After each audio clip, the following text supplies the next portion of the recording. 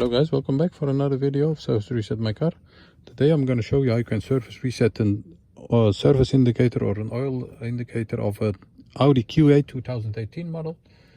After changing the oil and the filters, you have to get rid of this indicator in the dashboard. And I'm going to show you how you can do it for yourself. Before we start, I want to mention our YouTube channel is Service Reset My Car. We'd appreciate it if you subscribe to our channel, give us support by liking our videos. Any tips, any tricks, any comments, use the comment area and I'll get back to you as soon as possible. Okay, let's start with this one. First of all, we have to press the ignition on. Once the ignition is on, so all the lights are on, you have to go to the multimedia area, press the home button.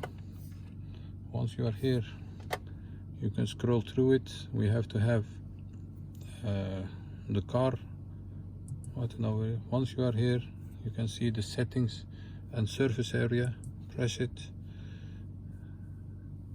Once you are here, the service intervals is over here. Press it. And as you can see, there is a button to reset it. Reset it. And you have to confirm it by yes, reset now. Once you have done that, it goes automatically to 15,000 and the next inspection is about 23,000 kilometers.